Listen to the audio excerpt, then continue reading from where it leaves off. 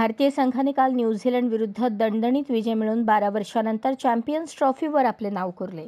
Team इंडियाच्या विजयानंतर आयसीसीचे अध्यक्ष जय शाह यांनी रोहित शर्माच्या हाती ट्रॉफी सोपवली।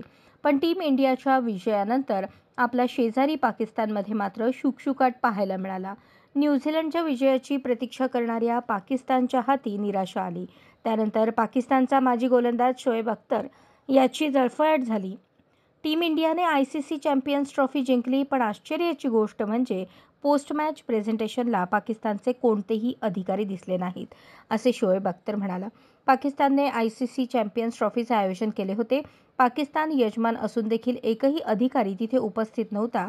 ही गोष्ट माझ्या डोक्याच्या बाहेरची असल्याचे अख्तरने म्हटले। अंतिम फेरीत यजमान देशाचे प्रतिनिधित्व आणि सादरीकरण कुठे होते? पाकिस्तानचे अधिकारी झोपले होते का? असा सवाल अख्तर यांनी विचारला आहे।